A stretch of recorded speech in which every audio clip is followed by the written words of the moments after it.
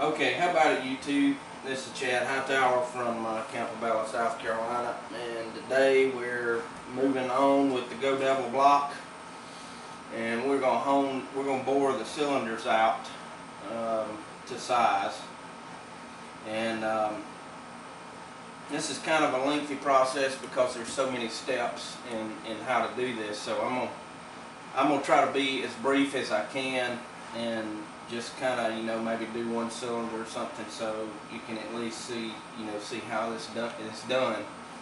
So before we move out to the boring bar and show you how that's set up. All right, so here's the setup. I'll see if I can kind of show you what's going on here best I can. So we got the engine block bolted down to a heavy steel table because you want to try to, I like to try to minimize as much vibration as I can. Although I would like to say before we get into this that the boring bar, once we hone the cylinders out to size, that is just a rough bore.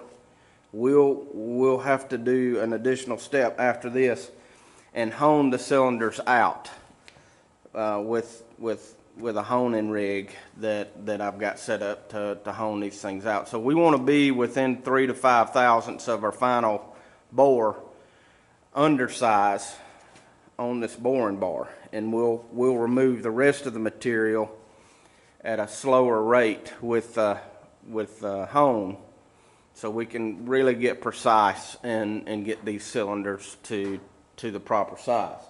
So the way we got this set up is, obviously you can see where the boring bar clamps to the top of the engine, and there's a control rod on the back side of this, up underneath this boring bar here, that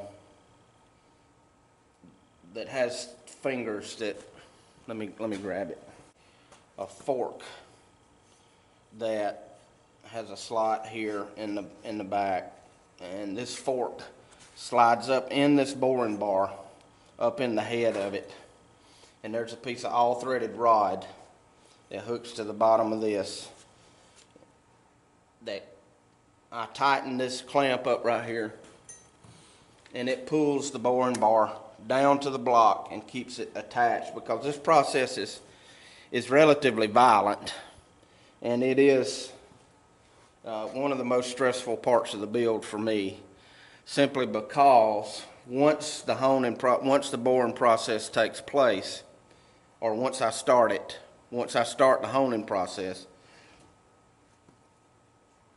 I can't really stop. And when the cutter enters into the block, you can't see what's happening. I can't see it. I just have to listen to the machine, and that's kind of stressful for me, because obviously you don't want something to go wrong to mess up one of these blocks.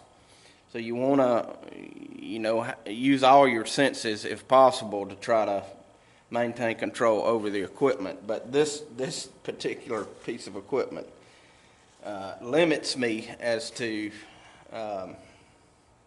what I can see happening. So I have to just learn to listen to the machine and see what's going on. So, okay, so I'm not going to get into the specifics, but basically this thing spins, and I'll engage the gearbox right here. And while the cutter is spinning, the gearbox will send the boring head down into the cylinder. Now, I've measured the depth of the cylinders and got the auto stop set up so that it'll cut off on its own. Okay, so the way this works is you have a cutter that slides into the boring bar, and it has a lateral adjustment back here that contacts the center of the boring bar. And I have a gauge tool here that is calibrated for these tools, and I'll slide that cutter into this gauge tool and measure what bore I want it bored out to. And there's little numbers here, so you can set the cutter to the proper depth that you want. And I've got This is an extra cutter. I've already got the cutter set up to try to cut the time down on the videos, but so that's how you determine the bore size with the boring bar with this gauge tool here. Okay, so I'm gonna move the camera and try to get things set up. So I really can't film everything that's going on, so I'm just gonna kind of zoom in on what's going on at the actual business end of the cutter. So stand by, let me get set up. Okay, so you can see the front of the boring bar, and you can also see the cutter tip there that's actually going to do the cutting. And we'll go ahead and send the cutter down and kind of show you how this takes place. So stand by.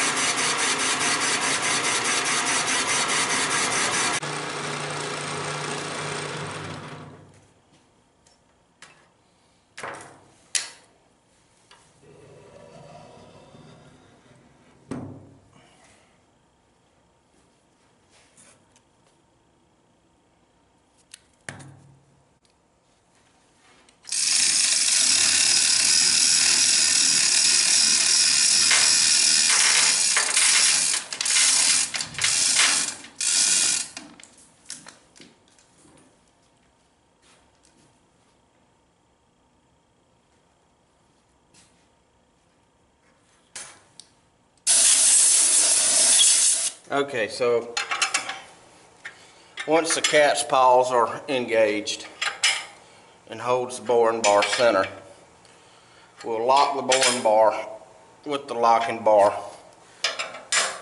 flat down to the face of the engine block.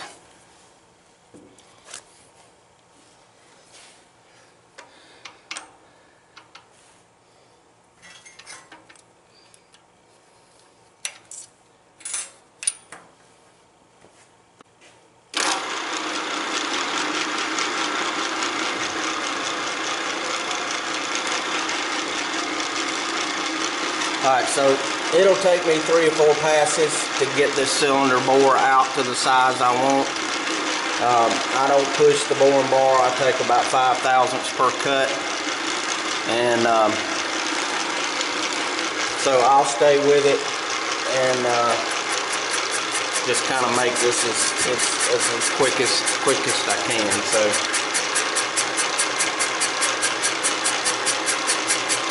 alright, so this is the first pass, and you can hear that it's just taking, you can hear how out around the cylinder is because it's just taking off of one side of the cylinder. Now as I increase the cutter size, it'll clean up the bores to the dimension I've got the cutter set to. And I'll take some photos after we get this final bore done, or rough bore done, so you can kind of see what the cylinders look like, and just understand that there's about 3 to 5/1000ths more material that needs to be removed after the boring process. So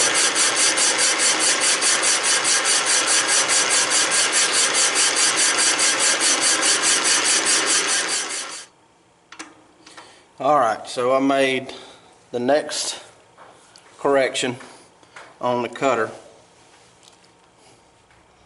and we'll start the process all over.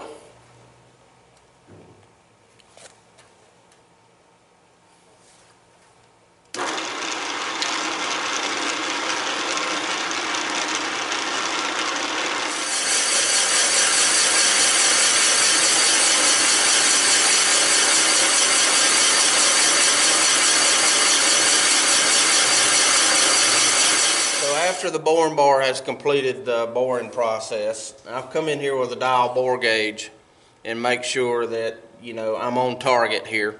And this is, I've got this set to, so I have 2 dimensions that I want to work to. The first target is the target dimension on the boring bar, which is not my final dimension. My final dimension will be achieved through the honing process. So I want the boring bar to be approximately 3 to 5 thousandths under my final dimension. And the way this works is anything to the right of 0 is undersize, and anything to the left of the 0 is oversize. So I'm approximately 2 thousandths under what I set the cutter to be, which is okay. We don't want to be oversized, and we can see here that we're 2 thousandths under what we need to be. And I'll remove the rest of that material in the honing process and get it down to a precision fit. So right now, if everything is correct, my piston should not fit in the hole. So I'll go grab a piston and we'll check and see. So we'll just take our piston for a visual indicator, and I'll slide it in the hole, and you can see that piston does not want to fit in that hole, which is good. We don't want it to fit right now. We want to complete the honing process, and we want to hand fit each one of these pistons to these bores.